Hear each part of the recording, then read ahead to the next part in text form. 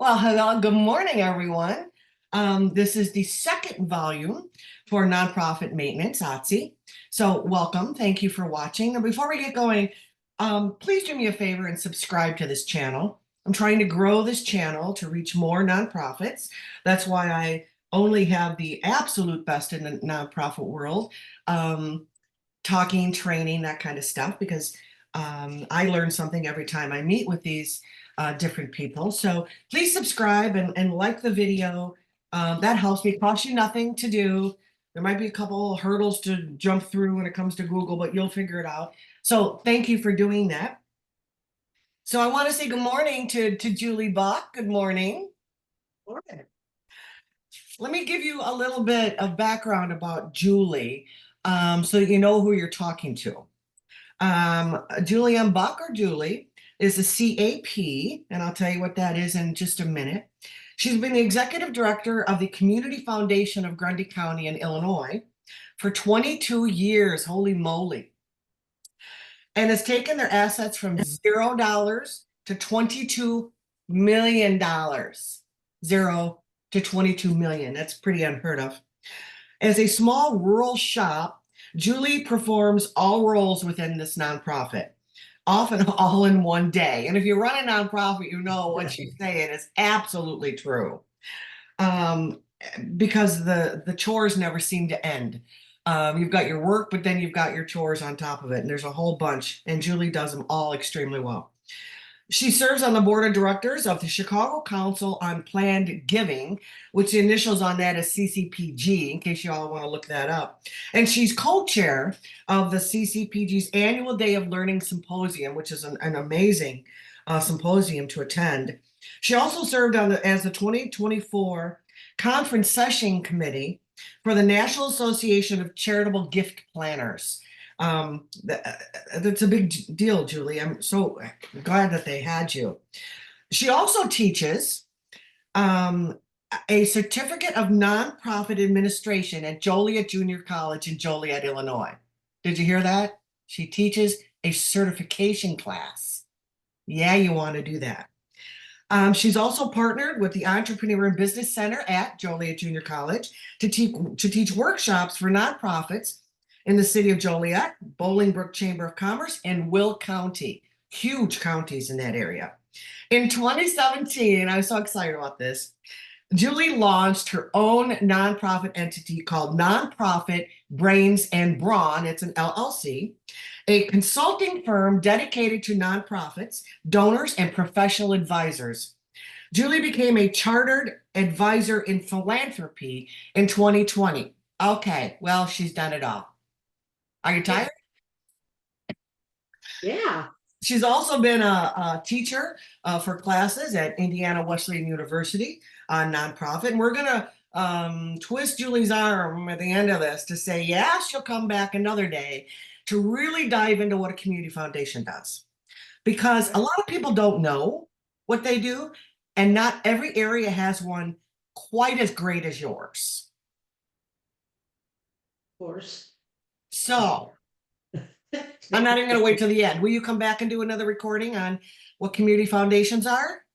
Yeah, because I think we're one of the best kept secrets. I think every nonprofit needs to know their local community foundation. I think they absolutely do. And I think they need to understand how one is run the right way. Because I've had to deal with other community foundations across the country. They're not quite as good. And you're probably not going to say that, but I will. And it's all because of you. And so it's a privilege to have you here today. Thank you. But I also, which I say to so many people, when I first started, and this is the first community foundation I've run,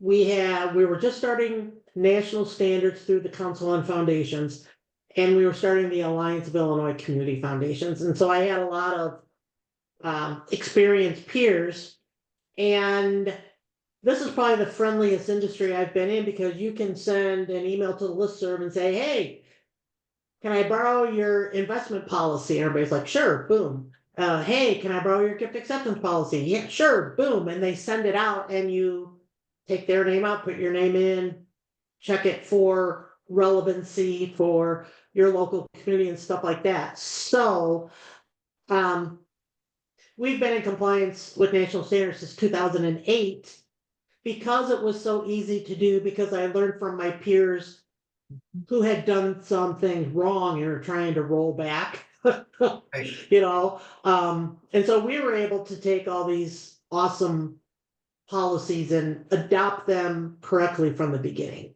So Well, you've I done a won't great take all job. the credit. Thank you. You really have. And there's so many things that I could have tapped you today to talk about. I mean, the list is like endless with you, but I'm going to make you talk about events today. And there's a couple of reasons. One, you're darn good at it. Two, a lot of nonprofit people or committees really don't understand how to even get an event going. They have all these great intentions. Oh, we want to do that. Well, there's got to be a time of preparation with knowledge, and I want this knowledge to get through to them. Now, at the end of this, because you've subscribed, excuse me, allergies, Julie has created the most impressive document. It's called a 10-point checklist for a successful outdoor fundraiser. Yeah, you're going to need this. You're going to totally want this. It's free. I'll put a link to it because I want you to go and do it. So watch this, subscribe, like, and you're going to get a copy of Julie's 10-point checklist for a successful outdoor event, because it's going to help you in so many different ways. You're not even going to realize it until you read through it and go, oh my gosh, this is exactly what I needed. I mean, everything is in there. I read through it again the other day. I'm like, wow, I wish I would have known this years ago when I was doing events in Ottawa. Because you're kind of scattered everywhere. This puts it all into perspective.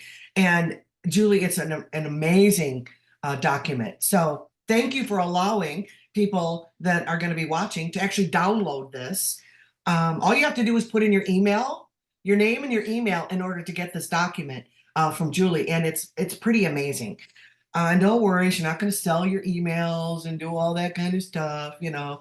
Um, she follows all anti-spam laws and regulations, so everybody relax.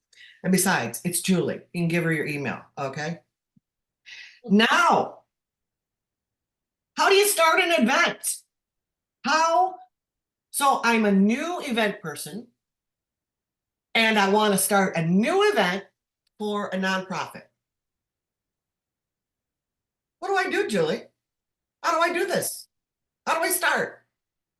First, I want to say the irony of this, because special events is my least favorite income stream for nonprofits. So, because there's such a wild hair, right?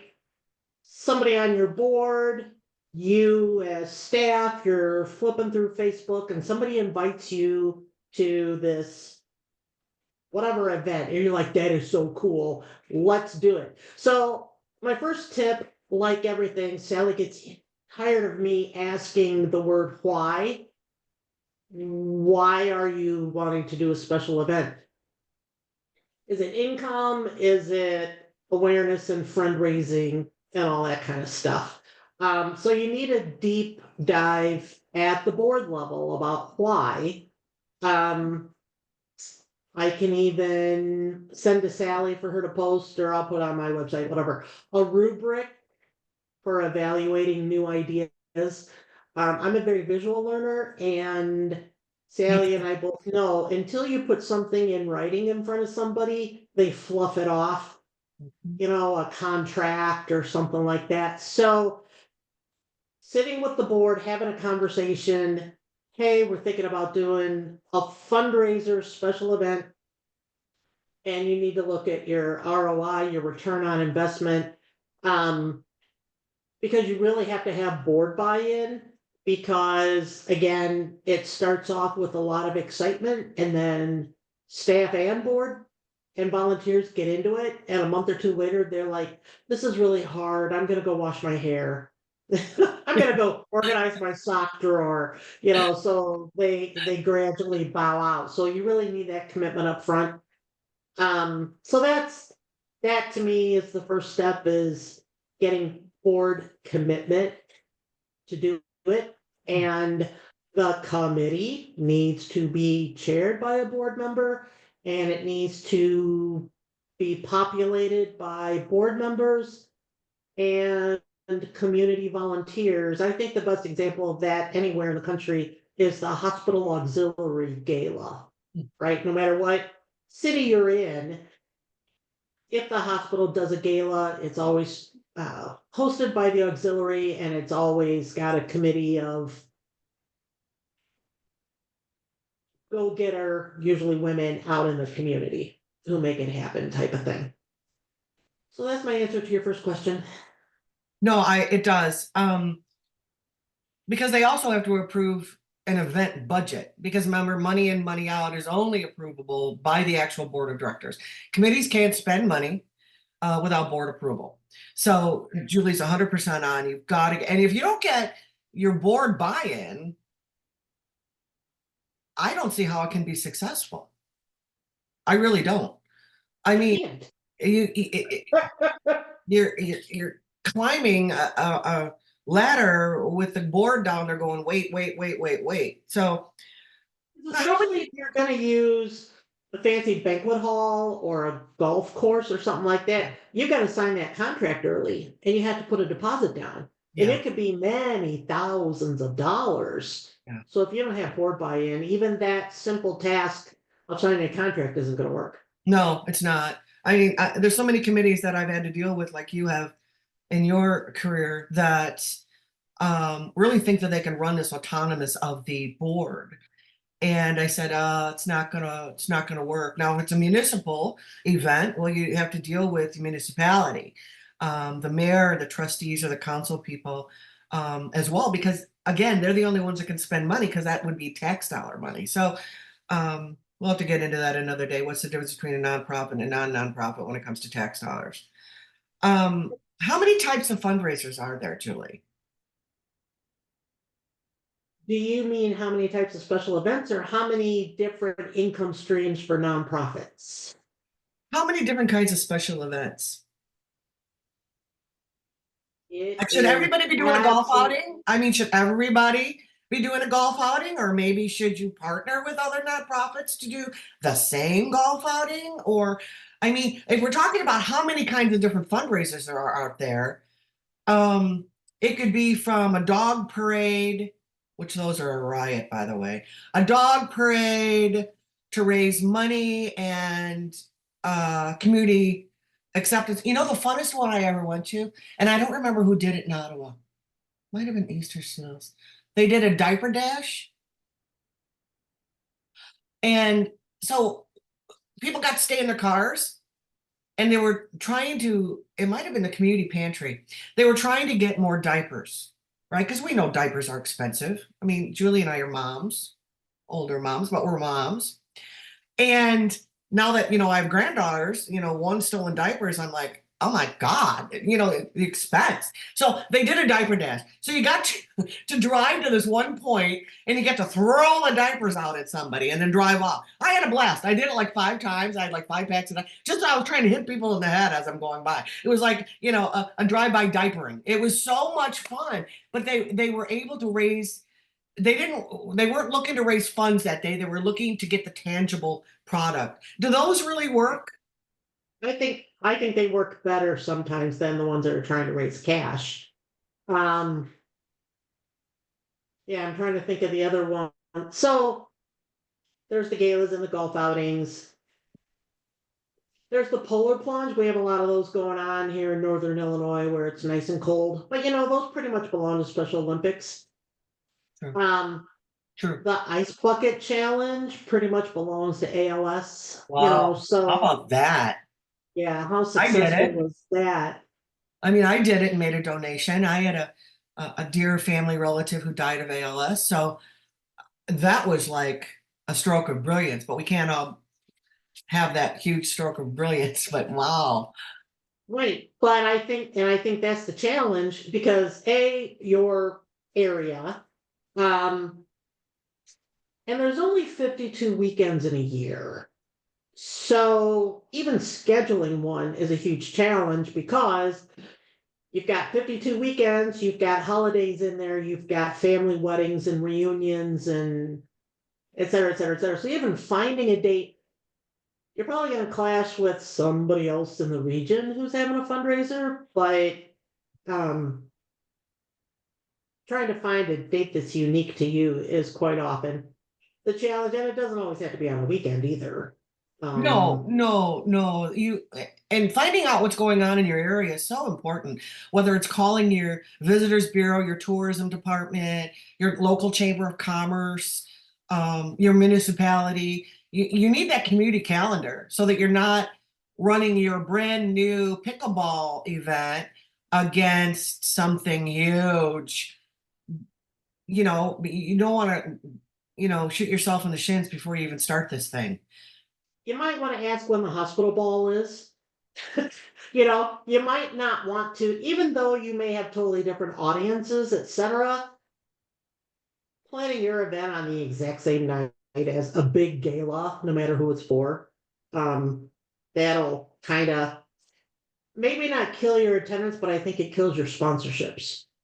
I think so. Because you just got big corporations and they've got all these requests for sponsorships, and they start looking at their calendar and they go, oh, there's 8 local special events on the same Saturday night, and they all want me, my corporation, to sponsor it, type of thing. So, but I find, okay, I got 2 things, don't let me forget them. One is pancakes and one is trivia. So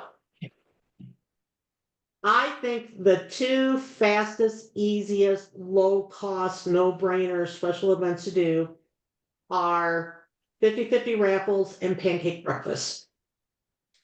I think, and my husband and I have talked about this for a decade and just haven't done it.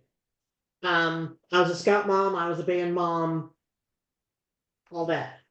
I think if a hall, a lodge, a legion, someplace that's got the the non-fancy banquet hall and kitchen, if they would just pick a Saturday or Sunday of the month, and there's always a pancake breakfast on that day, but the charities rotate. So the scouts always get February, and the library always gets March, and et cetera, et cetera. Because the ingredients for pancakes are cheap. Um, when I would go to our grocery store, the big chain, and ask them if they would, if I could, would they donate this if I bought the sausage? And they're like, yeah. And they would give me the pancake mix and the syrup and the butter and all that type of stuff. And then if you're always there at that same facility, and if they'll loan you a cabinet and a refrigerator, you can just put the leftovers, like the leftover butter, you can just put it there, and whoever's up next month could, whatever. So the thing I like about pancake breakfast, especially if they're on a Saturday morning or Sunday because of church, everybody knows what a pancake breakfast is and what it does. So there are a lot of people who like to get up and go run their errands on a Saturday. Maybe grandma and grandpa have the grandkids, and they want to treat them to something. So you walk in, you buy your pancake tickets. You take a $20 bill out of your wallet, and you walk around and you do the raffle prizes. You put your raffle tickets in the baskets, blah, blah, blah. You go in the banquet hall, you put your name and phone number on the back of the tickets because you're not staying all morning. Then you go in, you have your breakfast and greet people and talk and learn about the charity and all that kind of stuff. And then when you're out running errands at noon, you get a phone call that, hey, you won this raffle prize. Um, People who attend the pancake breakfast, they know the routine. You don't have to spend a whole lot of time teaching them what to do, all that kind of stuff. My other favorite fundraiser that's pretty fast and down and dirty is just a simple 50/50 cash raffle. Um, in Illinois, you need a license, and you get it through either the mayor or the county board if it's property outside city limits somewhere. Um, and you find a local printer and they make you up booklets of what, 6 for $5, that type of thing. And you get let's say band parents, and you just get a bunch of band parents, and every Friday or Saturday night, they just hit the bars around town, and you sell thousands and thousands of dollars worth of these raffle tickets. So we have in our town in the summer, the second Saturday, we have a giant cruise night. And they always pick a different charity. And if it's a charity I like, I will volunteer and sell raffle tickets. But I say to the charity, I will only take Washington Street. And they say, why is that? And I said, because Washington Street has 4 bars. So I get my apron, I get my pens, I get my starter bank, I get my tickets, I got my personal cash, and I go into the first bar and I walk around and I'm like, hey, 50-50 tickets. Everybody's like, yeah, 6 for $5, 20 for 10, whatever the case may be. So I hand out the books, the pens, I collect that cash and I put it in this pocket. I go to the bar and I get a beer. And when I'm done with that beer, I go back around and I collect the tickets that they filled out and I put them in a different pocket. And I go to the next bar and I do the exact same thing all over again. Then when I have hit those 4 bars, I go back to bar number 1 because they've usually got new people in the bar, and or those people have had a few and they're like, hell yes, I'll buy more. And by the end of the night, I've had a few beers, and so, designated driver and all that kind of stuff. But my point is, some of the best income makers on special events are the simplest. You don't want something that's super technical that people have to learn. You and I love euchre. It's a dying sport.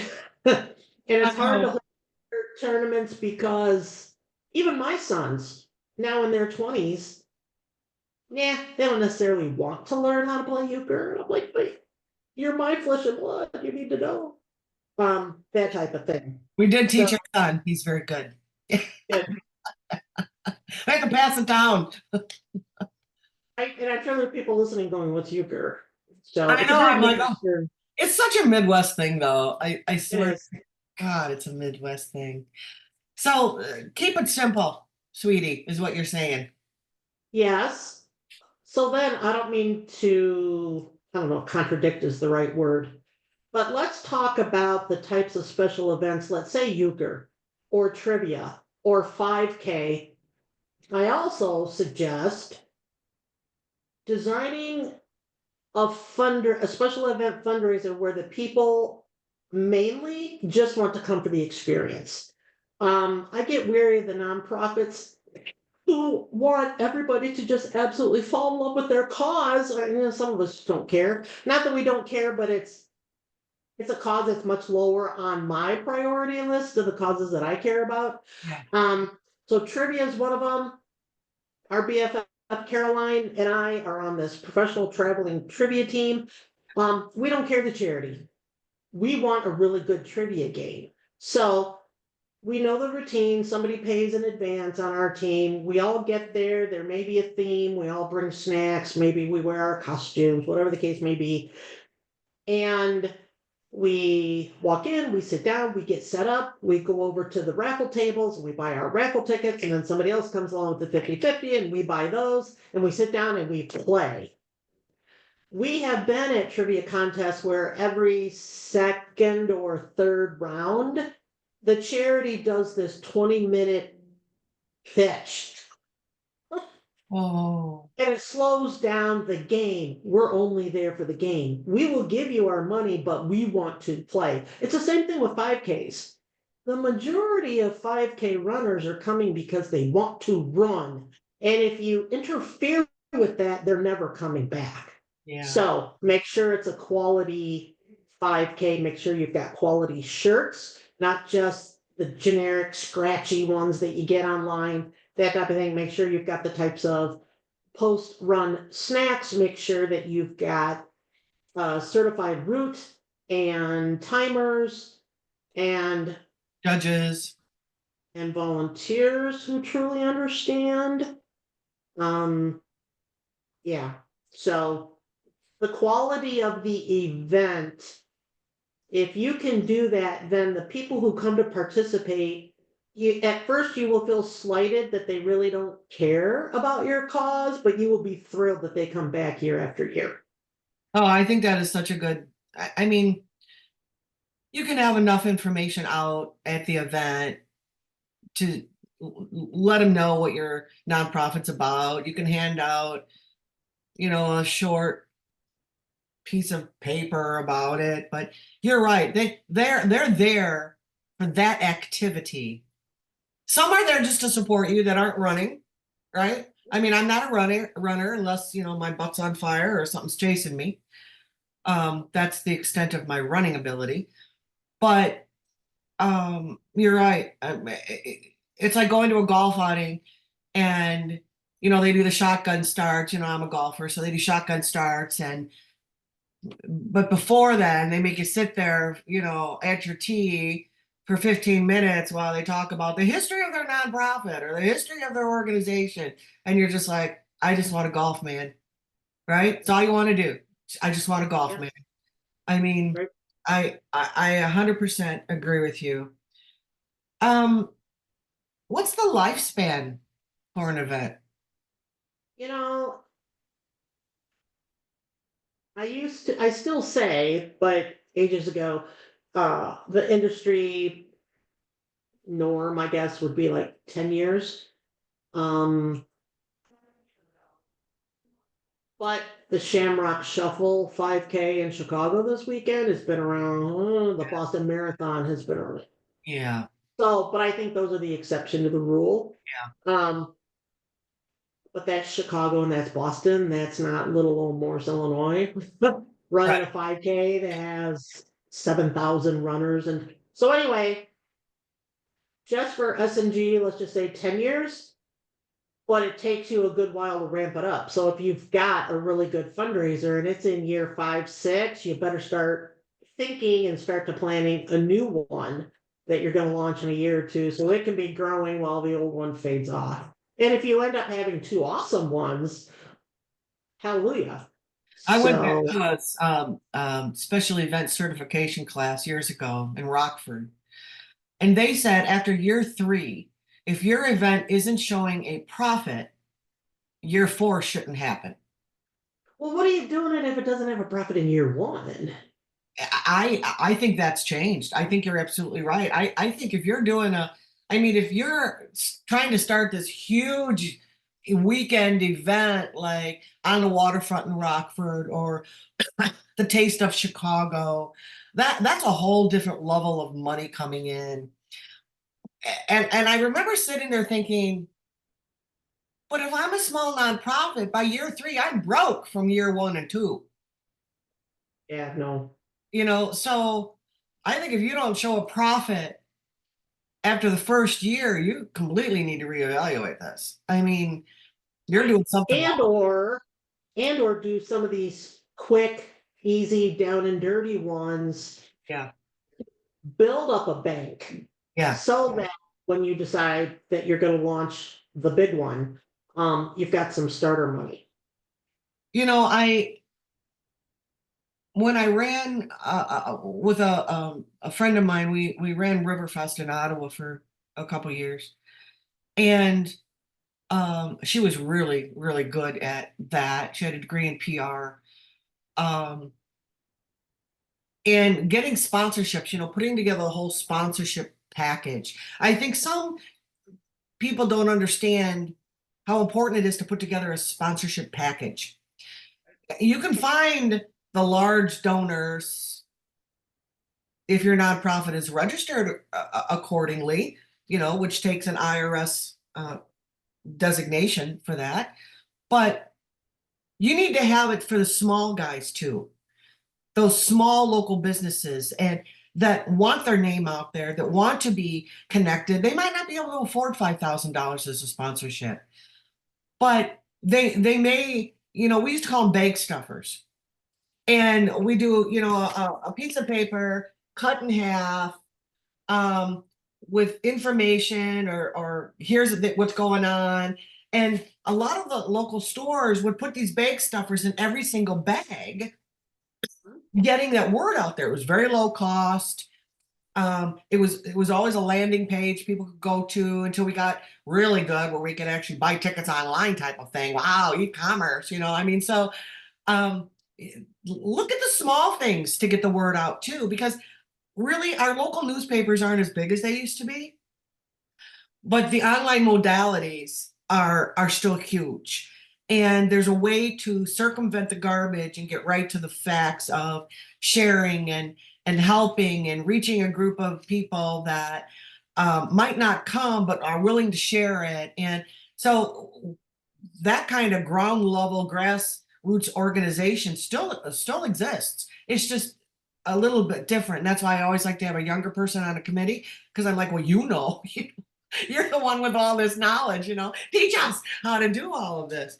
Um, but the one thing that I insisted upon, and I really preach this to my nonprofits, is to get cash handling insurance, Yeah.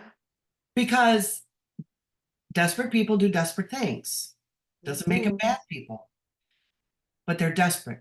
And if you're selling tickets and it's a cash in proposition, you need to have cash handling insurance. Almost every insurance company can write that kind of a policy. Do you think that's still a good idea to do cash handling insurance? Yes.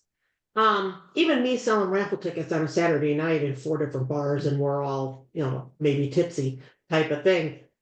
Nobody audits when I drop off my cash and tickets. Nobody audits how many books of tickets I take. I don't even know if anybody the next Monday goes in and says, wait a minute, we we had the printer make up 10,000 books. We've got 1,000 left. So if we sold 9,000 books of tickets and we only have X dollars in cash, something's wrong. So was it because we weren't selling them 6 for $5? People were buying them as individual tickets, so we lost $1 on each book. Or is it that when I turned in my entire bundle at the end of the night, I kept a couple of those 20s and stuck them in my bank? Okay. So, however, in that case, I don't know that cash handling insurance would help because you as the organization didn't have your risk mitigated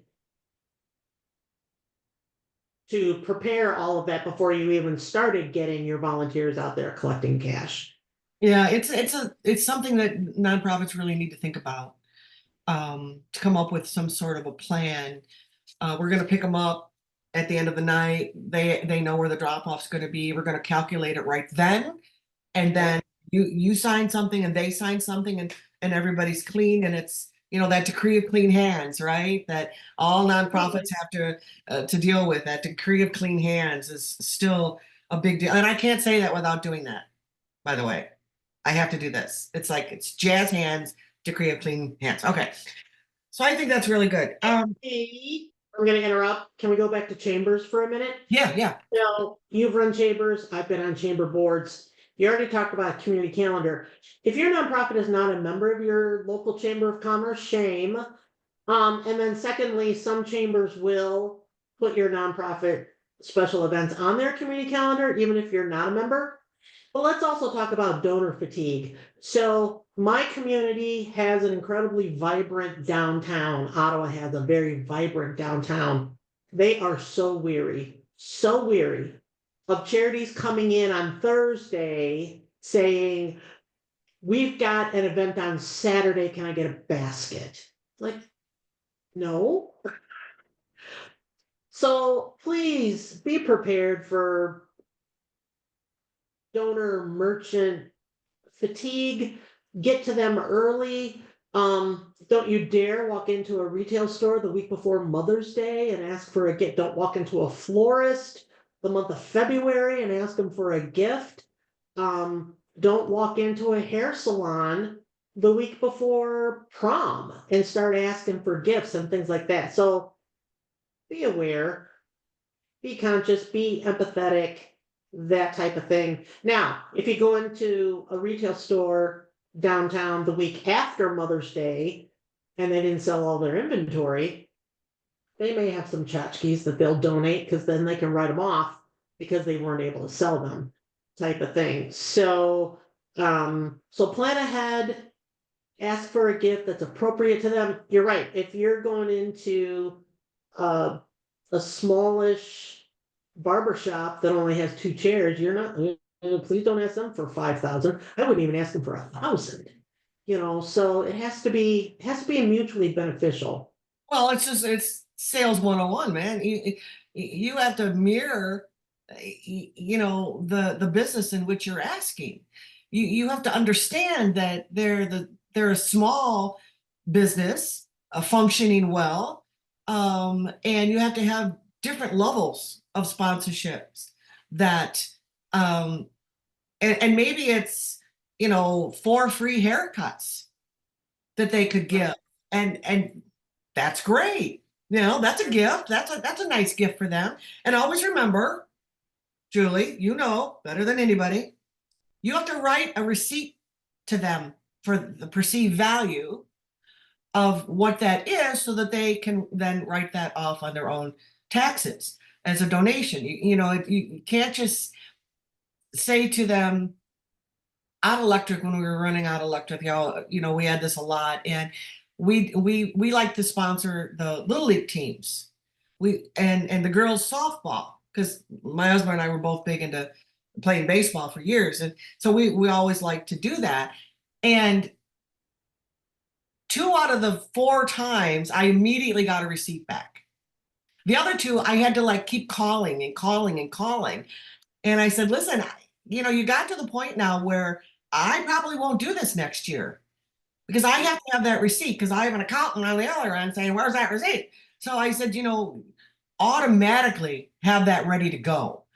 And it's a thank you. And don't forget thank yous, right? Thank yous are, and I mean, write the darn thank you. I don't care if it's a postcard or how you're going to do it. Market your sponsors, right? As much as possible, your websites, your at the event, thank you signs. I mean, you have to put something back out to thank the people that are bringing that in, right? A golf outing once where their events manager, she was young and energetic and all this other good stuff, she took little pieces of paper and hand wrote or drew or whatever the case may be, all the different sponsors. And then she went to the thrift store and got an old jacket and she safety pinned. So she looked like a race car driver without paying the money of having a jacket made and embroidered. And it was hysterical because everybody wanted to be around her all day because they wanted to look at all the different little sponsorship patches that she had safety pinned to this jacket that she got at the thrift store. So That's incredibly cute. when you and I start talking about wacky, energetic, fun things that chambers can do, because they're not 501c3s, so they have to earn their income, type of thing. So yeah, but I'm not disagreeing with you on the charitable receipt and all that other good stuff, but I see a lot of nonprofits getting wrapped up around the axle about the legal language. And yes, do that, no goods and services, all that kind of stuff, sponsorship versus donation, all that kind of stuff. But also please remember that really this is between the donor and the IRS. So if you give them something that says this and they turn around and they decide that they're going to claim double the amount or fudge on the year it was made and all, that's between them and the IRS. So our 501c3 just gives us the authority to accept charitable donations and then give them a charitable tax receipt for that donation. Yeah, you can't help what they do on their end. You can only control your own clean hands on your end. I mean, Absolutely. And you really need to do it above board on all of it. So running the small nonprofits, many of them have trouble starting an event. And I just talked to one the other day, Southern Illinois, really nice people, working really hard. And I said, does your local chamber do a business day? Do they have a nonprofit alliance type thing? Which I don't understand why all non-chair our chambers of commerce don't have a nonprofit alliance. I've set these up and they work so well. I don't get it. Um, and we'll talk chambers another day. I'm going to pull some chamber people in on this too. But I said, are you a member of your local chamber? Well, we just joined. I said, great, that's good. Good for you. That, that's more recognition for your nonprofit. It's, hopefully they gave you a nonprofit rate because I think they should get a little bit of a break on that. But I said, well, what are they doing? Do they have a big golf outing? Yeah, I said, how much is it to sponsor a hole? Well, it's a little out of our field. I said, okay, who's on your board? Are they a sponsor of a hole? Well, yeah, Bob's running blah, blah, blah. I said, ask Bob if you can set up a little table at his hole. Right. Oh, I said, you can man both sides for Bob if you want to. You're getting in on the action. Right. You can purchase some small tchotchkes, like, I don't know, from me, and give them out and have a good time. They're like, And have a little game. have a game. The most fun I ever saw, I was at a chamber, running a chamber, and there was a hotel that was a sponsor. And they did pillowcase races. But to watch the men try to put a pillowcase on a pillow was hysterical. I mean, guys were pushing each other over to win, and they were winning like this, a koozie. But it's all about, oh, I'm beating you. Like, you're not going to beat me in the pillowcase thing. So it wasn't actually races because the liability might have been a little high. It was just trying to watch a guy put a pillowcase on a pillow. Right. And they were timing it with the other three. It was a riot, Julie. It was so, and it was I think it was a Best Western that did it. And I'm just like, that's brilliant. Everybody was having a blast. They all got a bottle of water and tchotchke, and you could hear them laughing all the way down the course. I beat you. I'm telling your wife, and I'm telling your girlfriend, you don't know how to make a pillow. And I mean, it was so much fun. And it was a pillowcase. So They had the four. nonprofit could collect what, $5 each to compete, or $20 each to compete, or Sure, whatever. sure. If it were me, I would then, among those four, do wagers. I like Who it. among us, who among us four do you think is truly gonna win? And collect some money for doing that too. I like it. I like it a lot. I mean, there's so many clever things that you can do. Don't be boring. You want people to come to your table? Do something fun. Can you please at least just not sit there behind your table like a bump on a Oh, log? oh, When you go to a when you have a booth at a chamber expo, you put that table at the back or you put it off on the side, and don't you dare sit down. I won't even go over to a table if somebody's sitting down. Right. I won't even go over to a table if somebody's sitting. I've been to expos or business events and I've run them and you've run them. And if somebody is sitting behind their table, I won't even go over there because I feel like I'm imposing on your time. Right. Stand the hell up, be interested, you know, put that hand out for a fellowship handshake, do whatever you have to do, but for the love of God, do not sit down. Now, I will give you a tip that I learned from my father-in-law, who also sold promotional products like your Otzi koozies. I don't know how you discovered them, but they're everywhere. You can get bar height director's chairs. Yeah. And so they break down. Yeah. Because he hated standing at an expo with his professional industry for 12 hours a day for 3 days of this conference. So at least when you have a director, a bar height stool, at least you're still eye level with whoever's coming over, and you don't have to sit the whole time. You don't have to stand the whole time, but you can at least use lulls to kind of sit and rest your feet and stuff like that. But I mean, that's way off Brilliant. tangent, but Mhm. the message is still there that if you're doing a golf hole or an expo or something like that in order to meet new people, dang it, you better be meeting them, not just sitting there, waiting for somebody to show up. And Oh, I can't stand is when I'm walking into one of the big box retailers on a weekend and a youth group is there, could be sports, could be band, could be whatever. And so they've got 4 kids from the team and they're doing this and they're giggling with each other. And if they don't look me in the eye and ask me to contribute, I don't. I just walk on by and then they give me a look like, wow. I'm like, somebody needs to teach them. They don't know this instinctively. They don't understand that instinctively. And that's why I love the little Girl Scouts selling the Girl Scout cookies. A, because I love Girl Scout cookies. absolutely. And I was a bluebird 100,000 years ago. But they're always standing. Did you notice that? How would you like to buy some Girl Scouts cookie? Yes. Love you. Yes. I mean, but and their mothers are always there encouraging them. Reach out, say thank you, blah, blah, blah. And it's just like, Right. they're being trained. Thank you.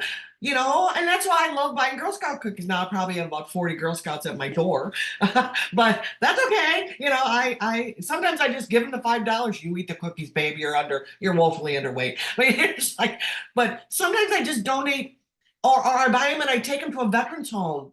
I love Right. doing that. Buying, $20 worth of cookies or $30 worth of cookies and then taking them to a nursing home or to a veterans home or to a shelter or a food basket. Sometimes to your church, for fellowship hour after your church. Yeah. Sometimes it's donating it back out. That's where you get that good feeling. And so I agree with you. Stand up and be proud. Now, let's get back to event planning 101. Well, because there's so many moving parts to getting an event. And I don't care how large the event is. Of course, large ones you need sometimes multiple committees in order to get those large ones going, right? I mean, if you're going to run a pickleball clinic or an event, then you better have some people that play pickleball on this committee. Don't try to learn the game on the committee. You need to have people on this committee, and they actually function on just that part of it. Right. Then you have a sponsor donation committee. Then you could have a food and beverage committee. And we both know Dram Shop Insurance is not cheap to sell alcohol. Right. But sometimes it's easier to call your local distributors of a beer or wine, and many times they'll work with you. Well, in Illinois, you have to go through them. You do have to go through them in Illinois. The Illinois In Liquor Commission Illinois, does come to your site. They will look for the licensing. They will make sure you've been trained appropriately. Illinois does it better than any state that I've seen. it's true. It's absolutely true. And I know that from Riverfest in Ottawa. I mean, we went through Martino Distributing and they handled the paperwork for the Illinois Liquor Commission because I didn't know how to do that. And then the Illinois Liquor Commission called and said, well, we're going to be there at this time on this date. We want everybody trained. They need to have their licenses, blah, blah, blah. And it all worked out really well. But they do that. They come to your event and they check on The that. other the other tip there is go into your liquor store and have a chat with the owner, the manager, because when it's just a little nugget in your head, because they will be able to say, ooh, ABC Distillery is coming out with a new bourbon in August. Let's do it in August and we'll get that company. Or, ooh, ABC Winery is coming to town in June. Let's do it in June when they are here. And it becomes a special event unto itself based around the wine or the bourbon or whatever. And you just happen to be the charity recipient. That's a great idea. Good tip. Because they do love to do that. That way they can reach a lot of people and you can go under their dram shop insurance. which we both know that gets extremely expensive. So before you start thinking, oh, we're gonna have a wine tasting, there's a lot of variables. Like you said, and go talk to your local distributor or a liquor company, a liquor store, because they understand all of that so much more than Joe Q Public does. And no, they can't always donate alcohol to you.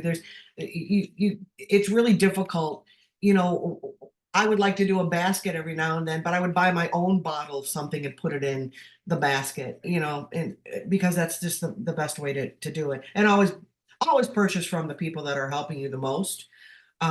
If you can. Chamber members. Like chamber members, you and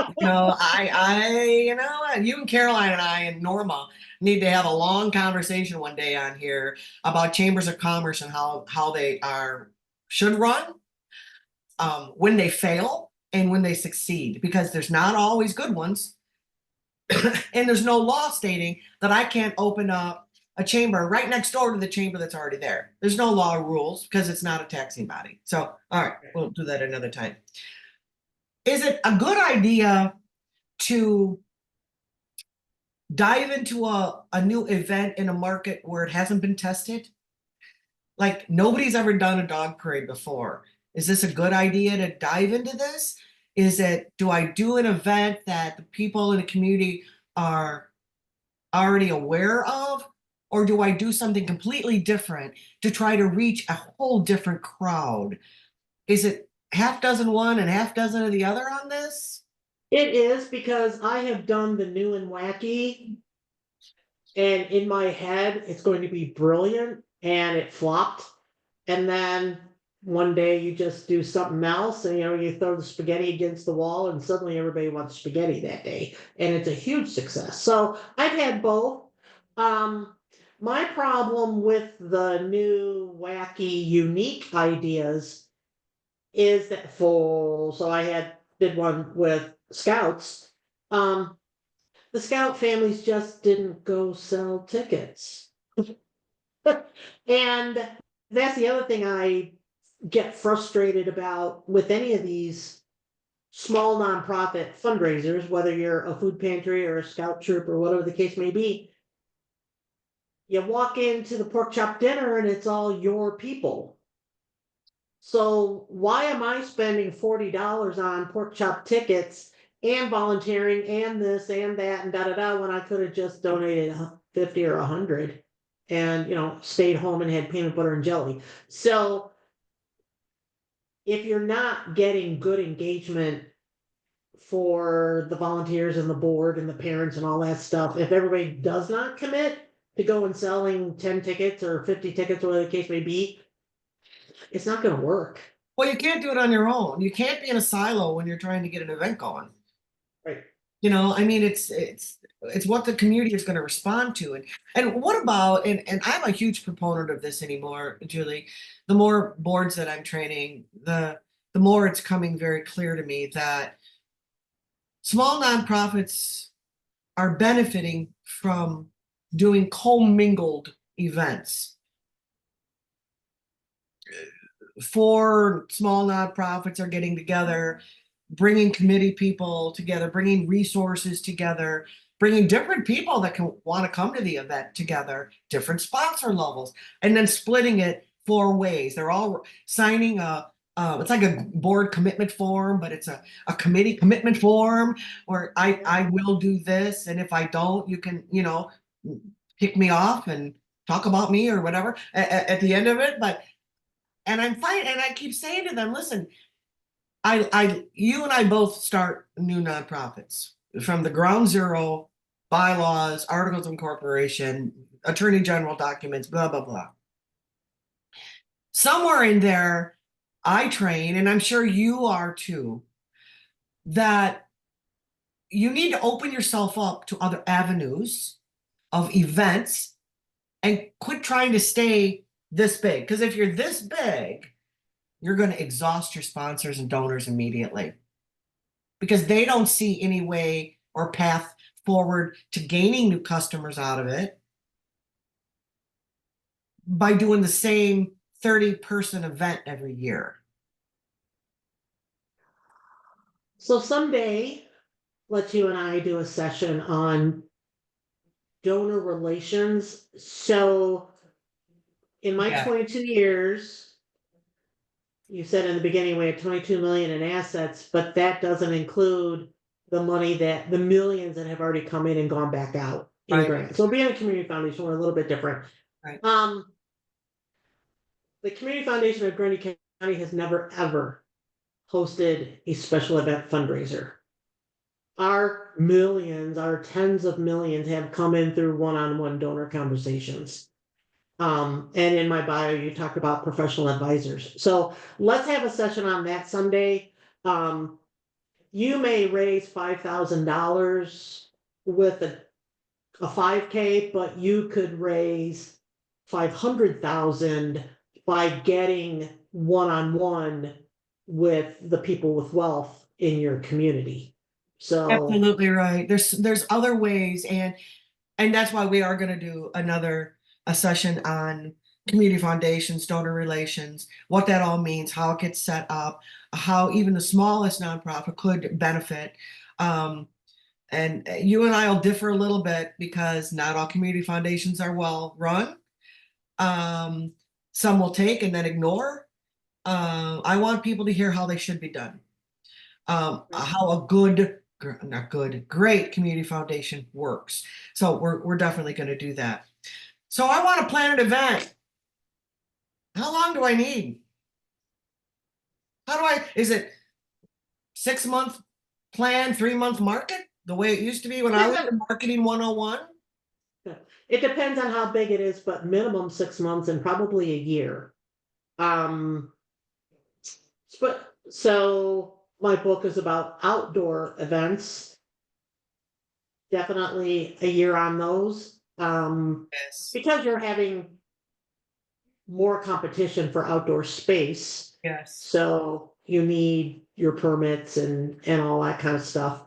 If you're doing a big gala, you got to work with the banquet hall about all their different wedding dates that they've already booked, and you have to find an open date there. So minimum 6 months.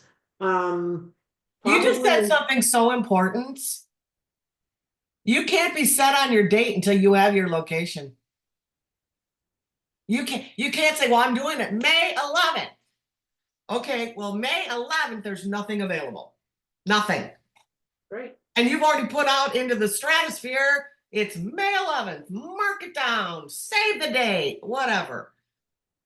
But if there's nothing available, you're not doing it May 11th, at least not this year. So that was really important what you just said. Well, here's something else that really came to a head last week. Um, there was a big event last week somewhere here in the nation on Ash Wednesday, and nobody thought of it. So the original plan was that they had sold tickets for these meat meals and pivoted at the last minute to make them meatless meals.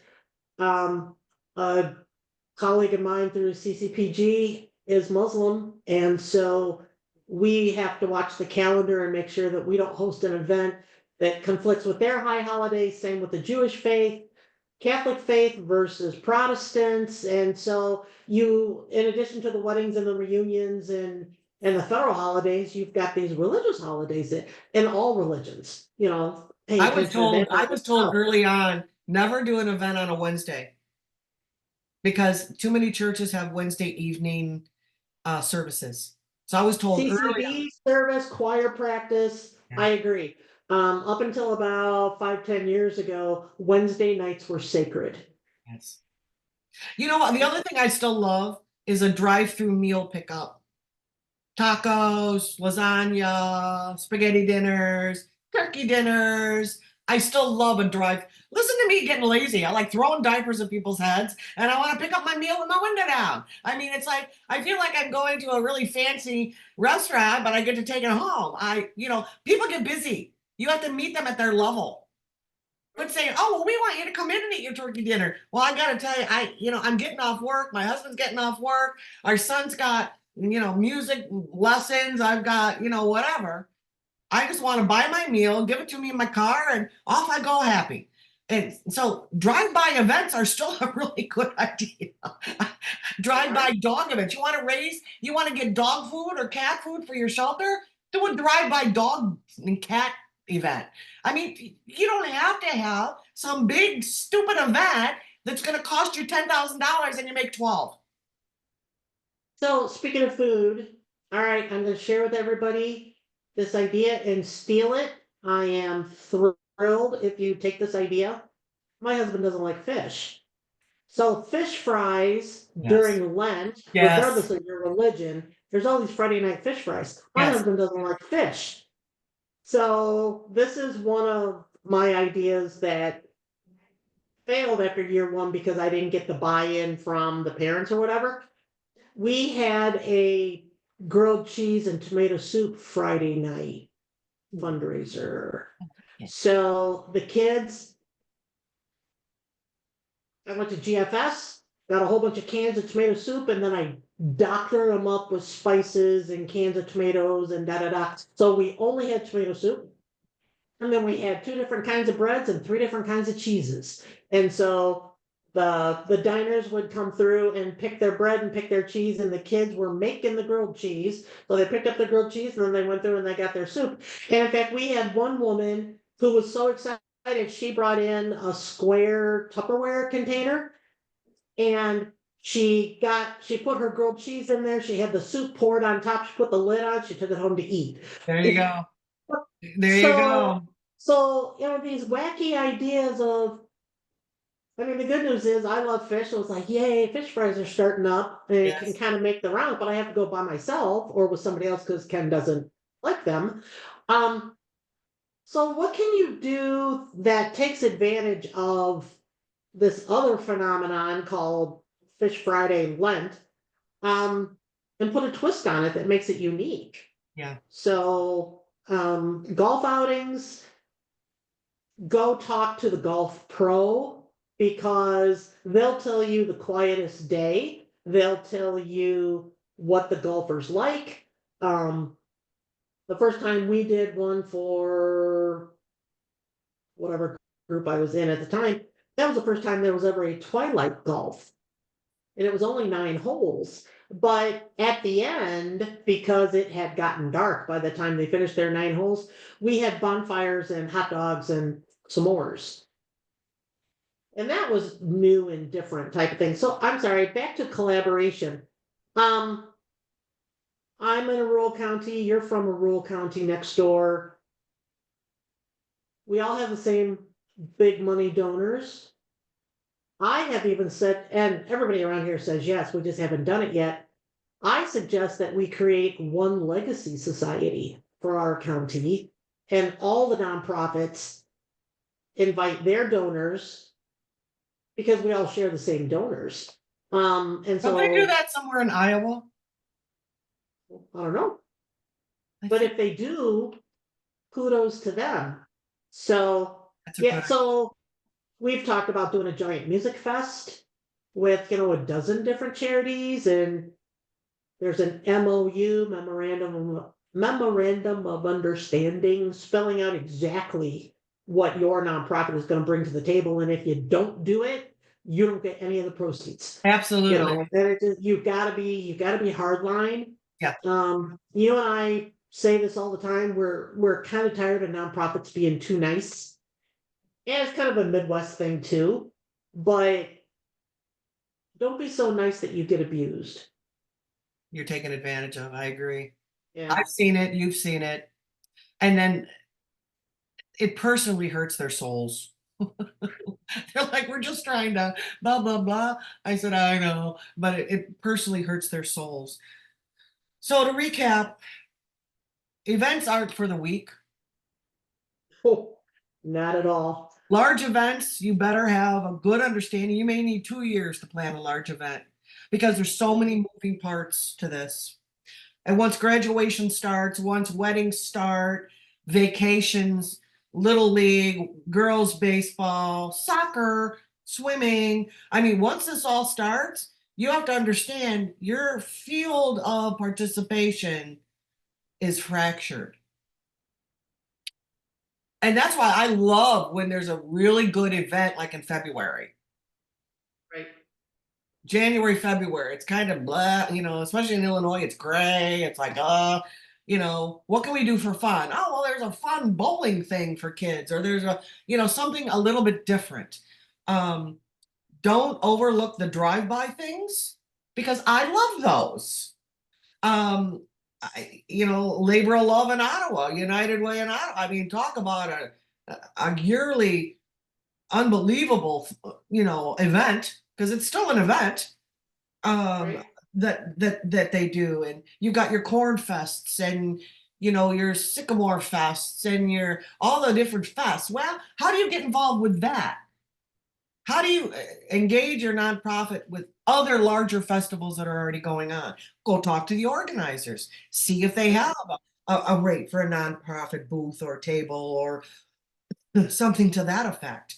um be Well, cognizant, you know let me add to that though. So Grundy County Corn Fest, Grundy County, Illinois gets how many hundreds of thousands of visitors, and it's a 5-day event. oh, it's And big. so many nonprofits like we should have a table, we should have a booth, whatever. Problem is, the population of our town is 15,000 people, and they're bringing in hundreds of thousands. They don't care about your charity that only serves Grundy County. So I'm not saying don't do it. I'm saying be prepared for that critical critique after the fact. Yeah, That if it didn't go well, why not? It's probably because you were preaching to the wrong people. it could very well be. You really need, and that's why having different people on your committee from the community itself, from the board itself, everybody knows a little bit more about something than you do, and you need to listen. You need to open it up and really listen to what's going on, and talking to the municipalities and the chambers of commerce. For the love of God, quit trying to go around a chamber of commerce, because they'll market, and so will your tourism entities because they receive hotel motel tax, which is state, tax, and they will post. Like Ottawa Visitors Center does an amazing job of posting all the events in the area. Because there's no membership to them. They get tax dollars, hotel motel funds. So their job is to make sure everybody knows, hey, these are the events that are going on. And so you want to ahead of time make sure that you're reaching their times of when they're going to be publishing their different items as well. So Absolutely. making that plan is a really good idea. Again, I'm going to be posting on the on my YouTube, so you need to subscribe, please. It's free.